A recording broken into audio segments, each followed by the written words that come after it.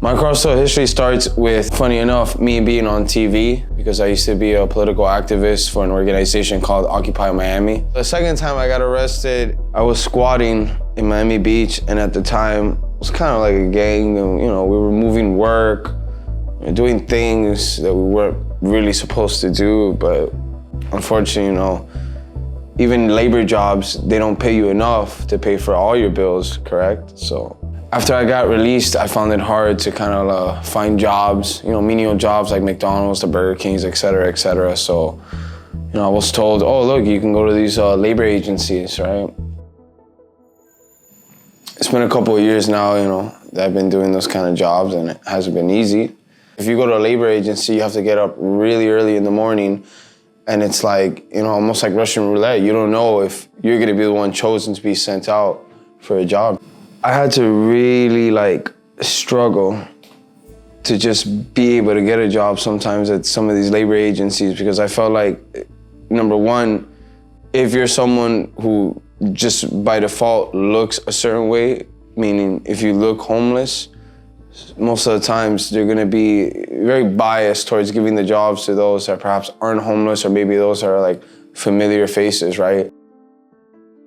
My first experience going to a labor job seemed a little kind of unprofessional. They sent me to a casino up in Fort Lauderdale. I think it was Hard Rock or something, right?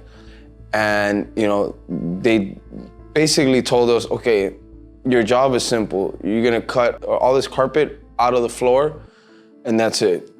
They provided us with box cutters to cut a carpet floor. I don't know, I can't say for most, but by my experience, it is not an easy thing to cut carpet just with a box cutter. In some facilities that you go to, they do not, you don't have any access to the bathroom, or perhaps they don't put in enough money to repair their bathrooms.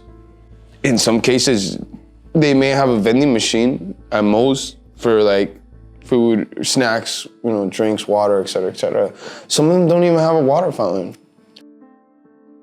My main biggest gripe or worst experience I've had was that I went to the job site only to show up, and then the boss over there was like, who are you? You're not supposed to be here. You're not authorized to be here. I'm like, dude, I had the paper and everything, and they said, no, we don't need you, go back home.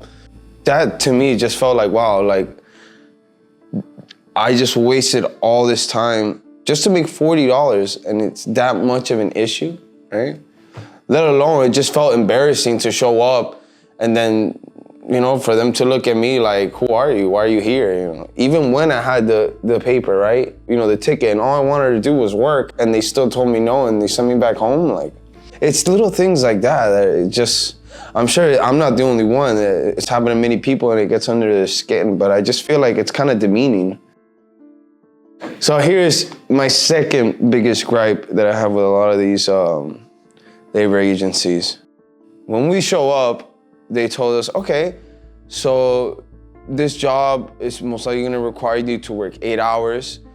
And they stated that if we finish before the 8 hours, we will get paid the 8 hours. I think that's some sort of psychological abuse maybe, or because there's an incentive that if you tell them to do that, right, they'll be more focused.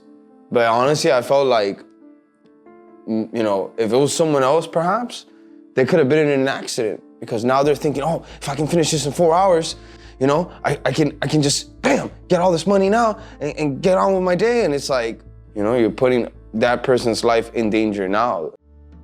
Just because I had a certain life I used to have in my past shouldn't dictate how my future is gonna be if I'm putting in the time and effort. And it makes me passionate to think that if there's other people out there in that same kind of situation, then perhaps I can form an alliance with them, and then, then we're all collectively being heard, so that they can see that we're struggling here. If you feel like your voice isn't being heard, the best thing you can do is join Beyond the Bars, because your voice will be heard as you join our community.